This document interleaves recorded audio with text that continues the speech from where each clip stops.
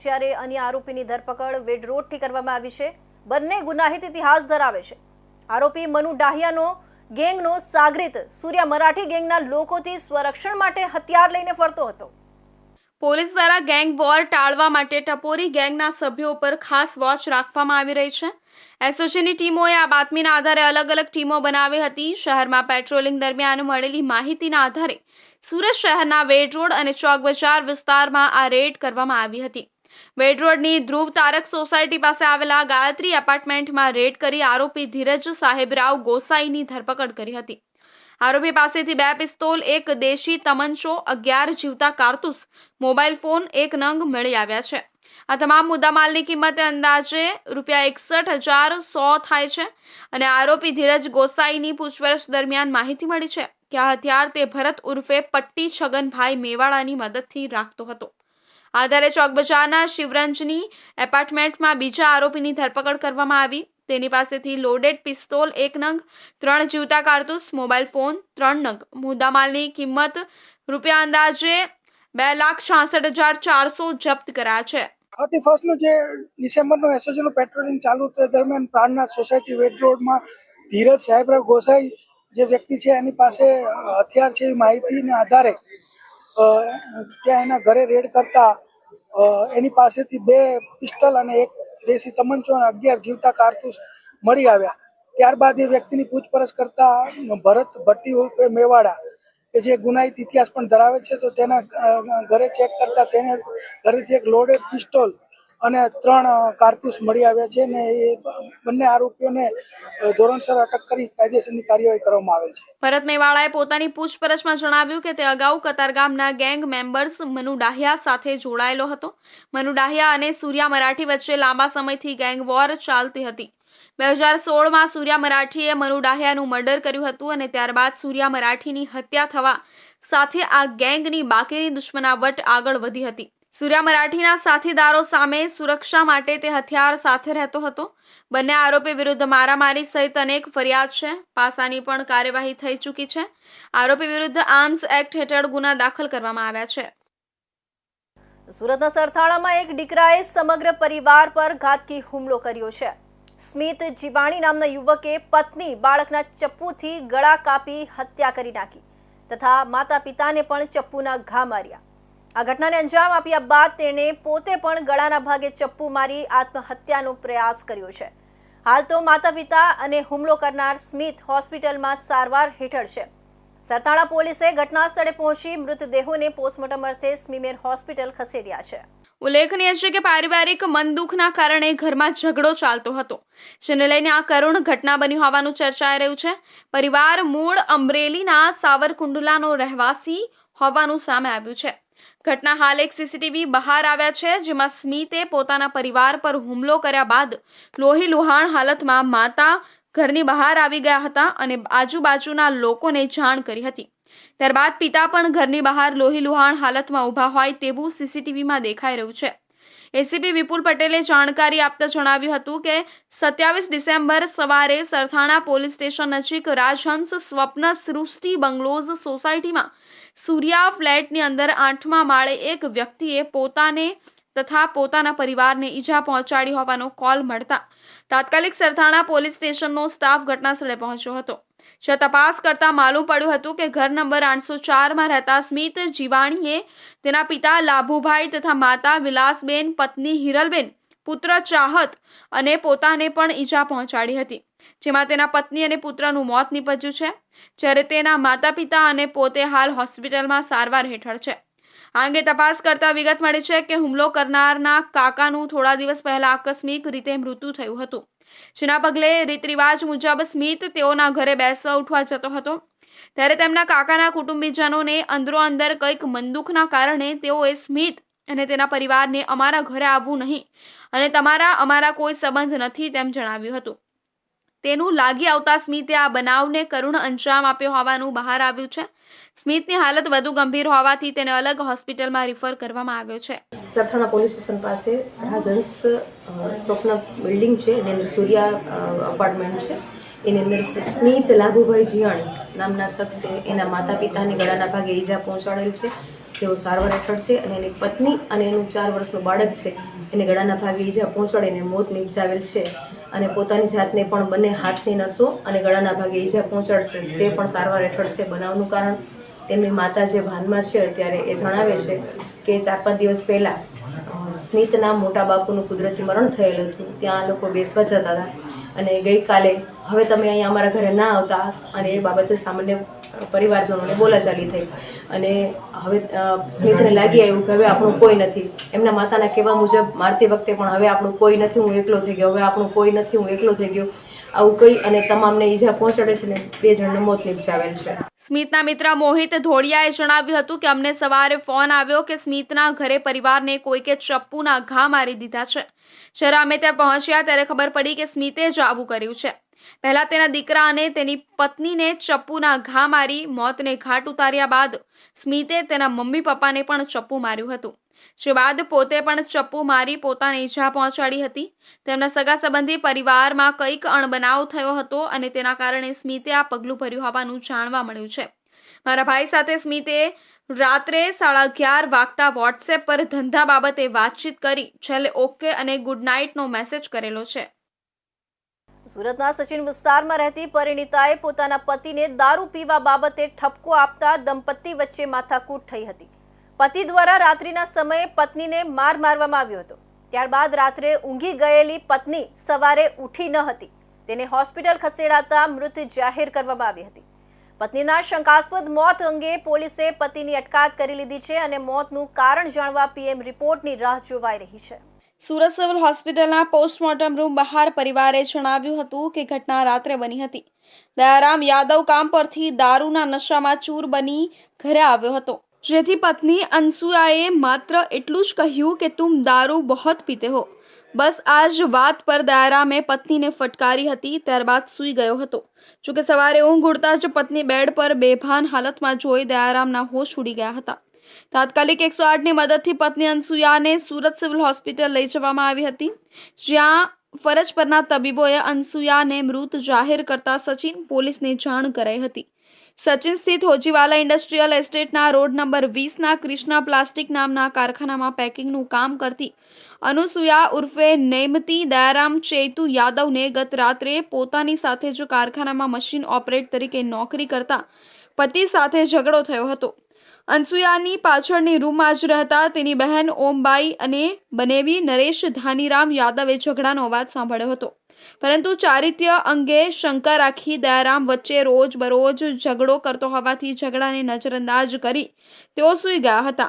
સવારે દયારામે ઓમબાઈને કહ્યું હતું કે રાતે અનસુયા સાથે ઝઘડો થયો અને મેં તેને 2-3 તમાચા માર્યા બાદ પલંગ સાથે માથું જોરથી ભટકાડ્યા બાદ અમે બંને સૂઈ ગયા હતા, પરંતુ અનસુયા ઉઠતી નથી, જેથી ઓમબાઈ તુરંત જ પતિ નરેશને જાણ કરવાની સાથે દયારામની રૂમમાં દોડી ગઈ હતી, જ્યાં અનસુયા મૃત હાલતમાં હોવાથી તુરંત જ સચિન પોલીસને જાણ કરી હતી. પોલીસે દયારામની અટકાયત કરી કાયદેસરની કાર્યવાહી હાથ ધરી છે. ઉલ્લેખનીય છે કે દયારામ અને અનુસુયાના વર્ષ 2008માં લગ્ન થયા હતા અને સંતાનમાં 2 પુત્ર છે, જેઓ વતનમાં રહે છે. સુરત જિલ્લા અને શહેરી વિસ્તારમાંથી પસાર થતા નેશનલ હાઈવે પર કામરેજ ખાતે ટોલ નાકું કાર્યરત છે. આ કામરેજ ટોલ નાકા પરથી કામરેજ, ઉમરપાડા, માંગરોળ, પલસાણા, 84, બારડોલી, માંડવી અને ઓલપાડ તેમજ સુરત શહેર અને જિલ્લાના હજારો વાહનો પસાર થાય છે. આ ટોલ નાકા ખાતે વાહનોના ટોલ ટેક્સ વસૂલ કરવાનું કામ ખાનગી એજન્સીને આપવામાં આવ્યું છે, જેનો કોંગ્રેસ દ્વારા સખત વિરોધ કરવામાં આવી રહ્યો છે. GJ5 અને GJ19ના વાહનોને ટોલ ટેક્સમાંથી મુક્તિ આપવા કોંગ્રેસે માંગ કરી છે. 2019ના વર્ષમાં આગેવાનો દ્વારા સરકારમાં રજૂઆત કરતા કામરેજ ટોલ નાકા ખાતે સુરતના વાહનોને ટોલ ટેક્સમાંથી મુક્તિ આપવા માટે જાહેરાત કરવામાં આવેલી હતી, પરંતુ સરકાર દ્વારા ફાસ્ટેગ શરૂ કરતા કામરેજ ટોલ નાકા ખાતે ફાસ્ટેગ મારફત સુરતના સ્થાનિક વાહનો પાસેથી ફરી ટોલ ટેક્સ વસૂલ કરવાની શરૂઆત કરી દેવામાં આવી હતી. કામરેજ ટોલ નાકા ખાતે દરેક લેન ફાસ્ટેગ વાળી હોવાથી ફાસ્ટેગમાંથી ઓટોમેટિક ટોલ ટેક્સ કપાઈ જાય છે, જેથી સુરતના કામરેજ ખાતે ટોલ નાકાના સંચાલકો દ્વારા સ્થાનિક GJ05 અને GJ19 વાહન ચાલકો પાસેથી ઉઘાડી લૂંટ ચલાવવાના પગલે ચારેકોર વિરોધના સૂર ઉઠી રહ્યા છે. કોંગ્રેસ નેતા દર્શન નાયકે જણાવ્યું કે નેશનલ હાઈવે ઉપર આવેલા કામરેજ ટોલ નાકા ખાતે જે એજન્સીને ટોલટેક્સ વસૂલ કરવા માટે કામ સોંપવામાં આવ્યું છે તે એજન્સીની ટોલટેક્સ વસૂલ કરવા માટેની સમયમર્યાદા પૂર્ણ થઈ છે એવું સ્થળ પર જોતા દેખાઈ આવે છે, જેથી હાલમાં કામરેજ ટોલ નાકા ખાતે જે ટોલટેક્સ ખાનગી એજન્સી દ્વારા વસૂલ કરવામાં આવી રહ્યો છે તે નીતિ નિયમો મુજબ છે કે નહીં તેની તપાસ થવી જોઈએ. તેમજ જો હાલમાં નીતિ નિયમો વિરુદ્ધ જઈ ટોલ ટેક્સ વસૂલ કરવામાં આવી રહ્યો હોય તો તે જાહેર હિતમાં તત્કાલ અસરથી બંધ કરાવવો જોઈએ. રજૂઆત એટલી છે કે જે કામરેજ ટોલ નાકો છે, કોંગ્રેસના રાજમાં જ્યારે બન્યું ત્યારે સુરત શહેર અને જિલ્લાની પ્રજા માટે મફતમાં એનું હતું. કોઈ દિવસ એની પાસે પ્રવેશના રૂપિયા લેવામાં નહીં આવતા હતા. પરંતુ 2014માં ભારતીય જનતા પાર્ટીની સરકાર આવી અને સુરતની પ્રજાને, જિલ્લાની પ્રજાને લૂંટવાનો પરવાનો આપ્યો હોય એ મિજારદાર દ્વારા એના ટોલ નાકાની શરૂઆત કરવામાં આવી હતી. તે સમયે પણ કોંગ્રેસના સૌ આગેવાનો, સામાજિક અને બીજા અન્ય આગેવાનો ભેગા થઈને આંદોલન ચલાવ્યા હતા. એની ફળશ્રુતિ રૂપે એ ટોલ નાકો પર જે સુરતની પ્રજા અને જિલ્લાની પ્રજા માટે રૂપિયા લેવામાં આવતા તે બંધ કરવામાં આવેલ. પરંતુ ફાસ્ટેગની શરૂઆત થઈ પછીથી પાછો પરવાનો સરકારે એને આપી દીધો હોય એમ સુરત શહેર અને જિલ્લાની લાખો જનતાને જે રોજ અવર જવર કરે છે અને કરોડો રૂપિયા, વાર્ષિક કરોડો રૂપિયાની લૂંટમાર એ સીધી રીતે સરકારના પરવાનાથી ઇજારદાર કરી રહ્યો છે. પ્રત્યેક ટોલનાકા ખાતે ટોલ ટેક્સ દ્વારા ખાનગી એજન્સીને વાર્ષિક કુલ કેટલી આવક થાય છે તે માહિતી દરેક ટોલ નાકા ખાતે વાહન ચાલકો જાણી શકે તે રીતે મૂકવી જોઈએ તથા ટોલ નાકા ખાતે જે એજન્સીને કોન્ટ્રાક્ટ આપવામાં આવેલો હોય તે એજન્સી દ્વારા કઈ કઈ સુવિધાઓ આપવાની ફરજ છે તથા હાલમાં કઈ કઈ સુવિધાઓ આપવામાં આવી રહી છે તેની યાદી પણ ટોલ નાકા ખાતે જાહેર જનતાએ દેખાય એ રીતે મૂકવી જોઈએ. પરંતુ કામરેજ ટોલ નાકા ખાતે આવી કોઈ માહિતી પ્રસિદ્ધ કરવામાં આવેલી નથી એવું સ્થળ પણ જોતા જણાય છે. તો વ્યારા તાલુકાના ગામની સીમમાંથી નેશનલ 53 પર પશુઓને કતલખાને લઈ જતી 2 ટ્રકો ઝડપાઈ હતી, જેમાં પોલીસે ગુનો નોંધી 4 લોકોને ઝડપી પાડ્યા હતા અને અન્ય 2 લોકોને વોન્ટેડ જાહેર કર્યા છે અને કુલ 32 લાખથી વધુનો મુદ્દામાલ કબજે કરી આગળની કાર્યવાહી હાથ ધરી છે. ગુજરાત અને મહારાષ્ટ્રની બોર્ડરને અડીને આવેલ તાપી જિલ્લાના માર્ગે કેટલા વર્ષોથી ગેરકાયદેસર રીતે પશુઓને કતલખાને લઈ જવાના ફિરાક થકી પશુઓની તસ્કરી થતી રહી છે અને પશુ તસ્કરી દરમિયાન કેટલીકવાર પશુઓને ગૌરક્ષકો અને પોલીસ ઉગારી લેવામાં આવ્યા છે. ત્યારે વ્યારાથી પસાર થતો નેશનલ હાઈવે નંબર 53 પર ખુશાલપુરની ગામની સીમમાં ગૌરક્ષકોની ટીમોએ ગુજરાત અને રાજસ્થાનની પાર્સિંગ નંબરની 2 ટ્રકોમાં કતલખાને લઈ જવા રહેલ 25થી વધુ ભેંસોને બચાવી લીધી હતી, જેમાં વ્યારા પોલીસે ટ્રક મારફતે પશુઓને કતલખાને લઈ જનાર 6 લોકો પૈકી 4 અટક કરી અને 2 વોન્ટેડ જાહેર કર્યા છે.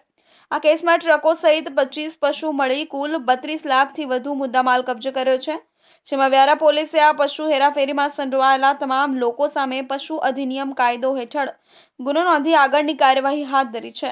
વ્યારા ટાઉન પોલીસ સ્ટેશનમાં એક આરજે પાસિંગ તથા એક ગુજરાત પાસિંગની 2 ટ્રકો કુલ 25 નંગ ભેંસો ભરીને પસાર થતી હતી અને આ બંને ભેંસોની ગાડીઓને ડિટેન કરવામાં આવેલ છે અને વ્યારા પોલીસ સ્ટેશને સદર કામે FIR જુદા જુદા એક્ટ મુજબ દાખલ કરવામાં આવેલ છે, જેમાં પશુ પ્રત્યે ઘાતકીપણાનો કાયદો, ગુજરાત પશુ સંરક્ષણ અધિનિયમ, essential commodities cattle control act તથા પ્રાણીઓને વહન કરવાના સુધારા અધિનિયમ તથા સેન્ટ્રલ મોટર વ્હીકલ એક્ટ તથા ગુજરાત આવશ્યક ચીજ વસ્તુ અધિનિયમ અને ઢોર નિયંત્રણ અધિનિયમ મુજબ આ ફરિયાદ દાખલ કરવામાં આવેલ છે. જે કામે કુલ 6 આરોપીઓ પૈકી 4 આરોપીઓની ધરપકડ કરવામાં આવેલ છે અને 2 જે આરોપીઓ છે તેમને વોન્ટેડ જાહેર કરવામાં આવેલ છે. છેલ્લા કેટલાક વર્ષોથી મહારાષ્ટ્રની બોર્ડર અડીને આવેલ તાપી જિલ્લા મારફતે પશુ તસ્કરીનું એક મોટું રેકેટ ચાલુ રહ્યું છે, જેમાં હજારો પશુઓની ગેરકાયદેસર રીતે હેરાફેરીનો યથાવત સિલસિલો જોવા મળતો હોય છે. ત્યારે ભાગ્યે જ કોઈ વાર આ પશુ તસ્કરો ગૌરક્ષક અને પોલીસના હાથે આવતા હોય છે. તો બીજી તરફ ગુજરાતમાં ગૌ હત્યા પર પ્રતિબંધ છે અને ગેરકાયદેસર પ્રસ્તુત તસ્કરી પર પણ પ્રતિબંધ છે. ત્યારે પશુઓને કતલખાને લઈ જનાર તસ્કરી માફિયાઓ કેટલાક વર્ષોથી બેફામ બન્યા છે, જેઓને કાયદાનો ડર નથી. ત્યારે આ બાબતે રાજ્યના ગૃહ રાજ્યમંત્રી અને રાજ્યના પોલીસવાળા આ વિષયની ગંભીરતાથી નોંધ લઈ અને આંતરરાજ્ય આ મોટું રેકેટને અટકાવે તે હવે જરૂરી બન્યું, જેમાં ભરૂચ, સુરત, તાપી સહિત મહારાષ્ટ્રના ધુલિયા માલેગાંવ સુધી પશુ તસ્કરનું મોટું રેકેટ વર્ષોથી ધમધમી રહ્યું છે. ત્યારે તાપી પોલીસે આવા પશુ તસ્કરો સામે ગુનો દાખલ કરી આવા પશુ તસ્કરો જેલના સળિયા પાછળ ધકેલી તો દીધા છે. હવે સરકાર જાગીને આવા પશુ તસ્કરીનું આંતરરાજ્ય મોટું રેકેટને રોકવામાં કોઈ તસદી લે છે કે નહીં તે જોવું રહ્યું. તો હવે સમય છે એક વિરામનો.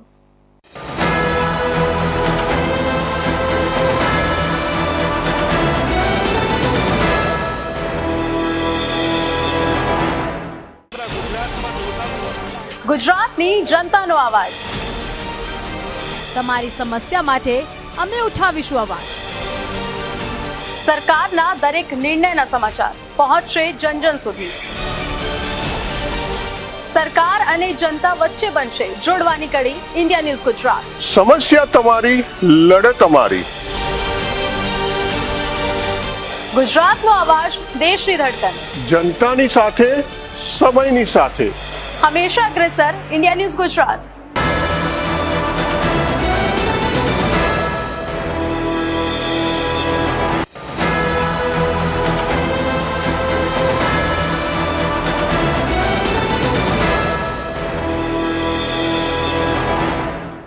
વિરામ બાદ ફરી આપ સૌનું સ્વાગત છે. સુરત મહાનગરપાલિકામાં સિક્યુરિટી એજન્સીઓને આશરે 45 કરોડના કોન્ટ્રાક્ટ આપવામાં ગોબાચારી થઈ હોવાની આશંકા પૂર્વ કોર્પોરેટર વિજય પાનસુરિયાએ જણાવી હતી. વિજય પાનસુરિયાએ શાસકોને પ્રશ્ન કર્યો હતો કે હાલમાં 10 જેટલી સિક્યુરિટી એજન્સીઓ અલગ અલગ વિસ્તારમાં કામ કરી રહી હોવા છતાં ડોક્યુમેન્ટ સબમિશનની તારીખ 2 વાર વધારવાની જરૂરિયાત શા માટે પડી?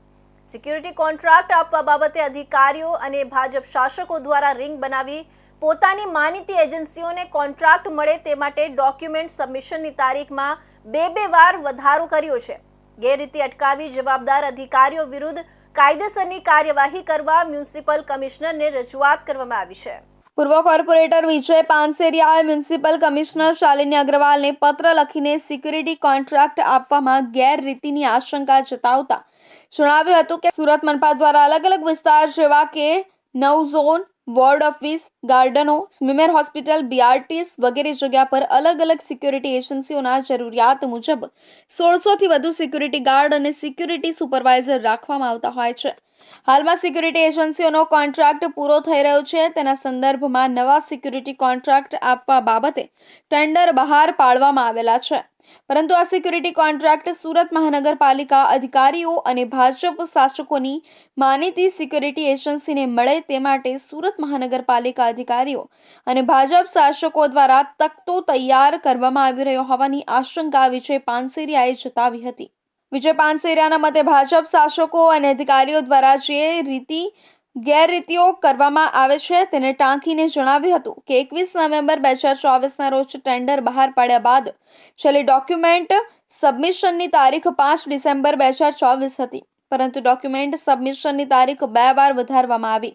પહેલી વાર 19 ડિસેમ્બર 2024 ને બીજી વાર 26 ડિસેમ્બર 2024. તદુપરાંત સુરત મહાનગરપાલિકામાં હાલમાં 10 જેટલી સિક્યુરિટી એજન્સીઓ અલગ અલગ વિસ્તારમાં કામ કરી રહી હોવા છતાં ડોક્યુમેન્ટ સબમિશનની તારીખ 2 વાર વધારવાની જરૂરિયાત શા માટે પડી અને આ સિક્યુરિટી કોન્ટ્રાક્ટનું રિટેન્ડરિંગ શા માટે ન કરવામાં આવ્યું તેવો વેધક પ્રશ્ન પણ વિજય પાનસેરિયા દ્વારા કમિશનરને પૂછવામાં આવ્યો હતો. સિક્યુરિટી જે કોન્ટ્રાક્ટ 45 કરોડનો જે સિક્યુરિટી કોન્ટ્રાક્ટ આપવાની જે વાત છે એમાં જે ગેરરીતિ છે એ બાબતે આજરોજ મેં પત્ર લખેલો હતો. મારી માંગ એ હતી કે સુરત મહાનગરપાલિકાની જે હદ વિસ્તાર છે એમાં આપ જોશો કે જે સિક્યુરિટી ગાર્ડ છે 1900થી વધુ સિક્યુરિટી ગાર્ડ અલગ અલગ 10 એજન્સીઓ દ્વારા આપવામાં આવે છે.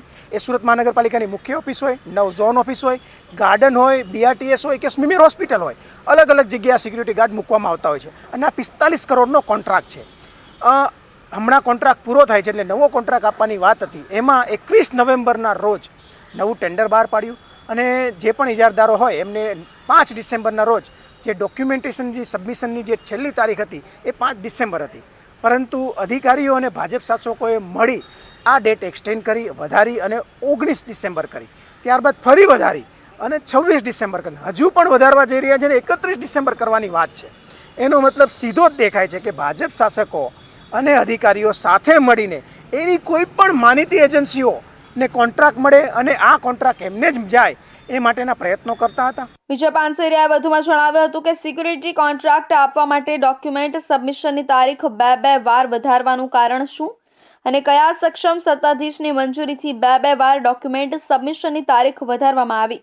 આ તમામ વિગતો દર્શાવે છે કે હાલમાં સિક્યુરિટી કોન્ટ્રાક્ટ આપવા બાબતે સુરત મહાનગરપાલિકાના અધિકારીઓ અને ભાજપ શાસકો દ્વારા રિંગ બનાવી પોતાની માનીતી એજન્સીઓને સિક્યુરિટી કોન્ટ્રાક્ટ મળે તે માટે સિક્યુરિટી કોન્ટ્રાક્ટમાં ડોક્યુમેન્ટ સબમિશનની તારીખમાં 2 વાર વધારો કરવાની જરૂર પડી. જેથી ઉપરોક્ત તમામ બાબતોને ધ્યાનમાં લઈ આ સિક્યુરિટી કોન્ટ્રાક્ટ આપવામાં થયેલી ગેરરીતિની યોગ્ય તપાસ કરી આ સિક્યુરિટી કોન્ટ્રાક્ટ આપવામાં સંડોવાયેલા તમામ અધિકારીઓ વિરુદ્ધ કાયદેસરની કાર્યવાહી કરી તેઓની સામે શિક્ષાત્મક પગલાં લેવા કમિશનરને વિનંતી કરી હતી. પૂણા ગામ વિસ્તારમાં ભગવતી સોસાયટીમાં આવેલા દીનદયાળ ગ્રાહક ભંડાર દુકાન નંબર V/123ની ફરી લાલિયાવાડી બહાર આવી છે. આપ કોર્પોરેટરો વિપુલ સુહાગિયા અને રચનાબેન હિરપરાએ મુલાકાત લેતા લોકોએ ઓછું અનાજ મળતું હોવાની ફરિયાદ કરી હતી. અનાજ માફિયાઓ દ્વારા થતી આવી ગેરકાયદેસર પ્રવૃત્તિ બંધ અટકાવવા અને તેમનું લાયસન્સ રદ કરવા જિલ્લા પુરવઠા અધિકારીને રજૂઆત કરવામાં આવી હતી. આમ આદમી પાર્ટીના કોર્પોરેટરો જ્યારથી ચૂંટાયા ત્યારથી હંમેશા શહેરના નાગરિકોને પડી રહેલી સમસ્યા અંગે જરૂરી ન્યાય મેળવવા સતત પ્રયત્ન કરતા આવ્યા છે. જેના ભાગરૂપે પૂણા ગામના રહીશો દ્વારા આપ કોર્પોરેટર વિપુલ સુહાગિયાને સુરતના પૂણા ગામ વિસ્તારમાં આવેલા ભગવતી સોસાયટીમાં આવેલા દીનદયાળ ગ્રાહક ભંડાર દુકાન નંબર V/123ના સંચાલક દ્વારા લાભાર્થીઓને તેમના હકના રાશનથી સમયસર તથા પૂરતા પ્રમાણમાં પુરવઠો પૂરો પાડવામાં આવતો નથી. તેમજ તેઓ દ્વારા આ દુકાન પણ સતત બંધ રાખવામાં આવે છે તથા પુરવઠો પૂરો થયો કે આવેલો નથી એવી ખોટી માહિતીઓ પૂરી પાડી તેમને તેમના અધિકારીઓથી સતત વંચિત રાખવામાં આવતા હોવાની ફરિયાદો આવેલી છે અને આવી ફરિયાદો દર મહિને આવે છે.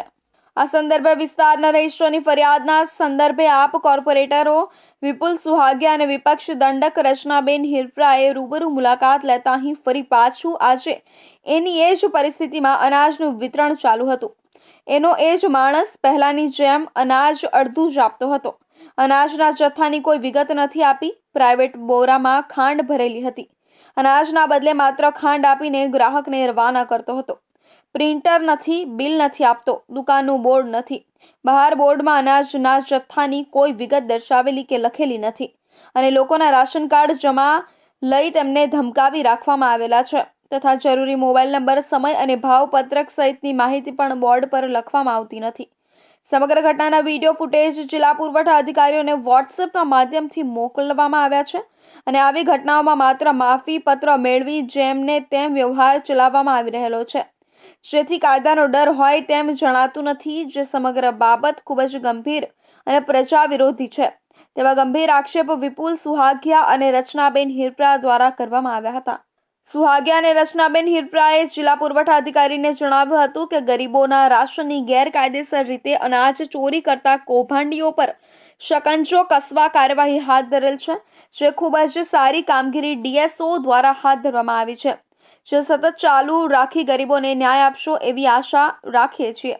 તેમજ સમગ્ર પૂર્ણા ગામ વિસ્તારમાં આ ઘટના સહિત તમામ દુકાનો પર નિયમસર અને પૂરતા પ્રમાણમાં પુરવઠો મળી રહે તથા વારંવાર આવી ઘટનાઓને બનતી રોકવા સ્થાનિક અધિકારીઓની જવાબદારી નક્કી કરવા તથા જડબેસલાક અંકુશ આવે તે માટે આવા દુકાનદારોના લાયસન્સ સસ્પેન્ડ કરવાની કાર્યવાહી હાથ ધરવા કોર્પોરેટરો વિપુલ સુહાગિયા અને રચનાબેન હિરપરાએ DSOને જણાવ્યું હતું.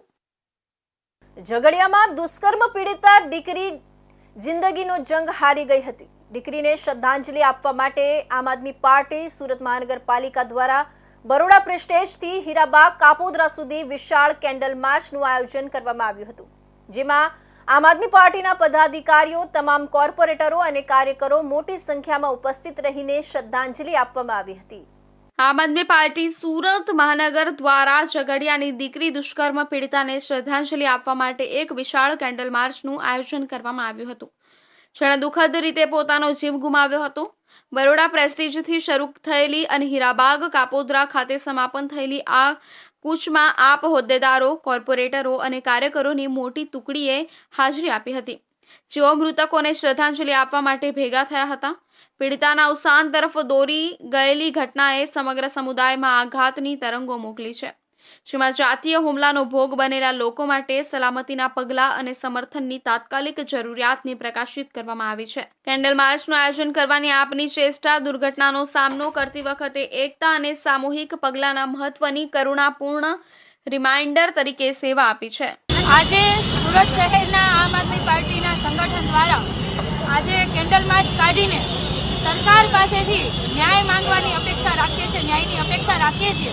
કારણ કે દિવસે ને દિવસે કોઈને કોઈ બાળા પીંખાઈ રહી છે, મહિલાઓ સાથે દુષ્કર્મની ઘટનાઓ વધી રહી છે, અને બીજી બાજુ હર્ષ સંઘવી ખોટી ફાકા ફોજદારી મીડિયામાં આવીને કરતા હોય, એક બાજુથી હર્ષ સંઘવી રોંગ સાઈડમાં જનારાને જેલમાં પૂરવાની વાત કરતા હોય, અને બીજી બાજુ ઝઘડિયાની અંદર 10 વર્ષની બાળા પર દુષ્કર્મ થાય છે, તેમના ગુપ્તાંગની અંદર સળીઓ નાખીને એટલી હવાન્ય દેખાડવામાં આવે છે, છતાં પણ હર્ષ સંઘવી આ બાબતે ચૂપ છે.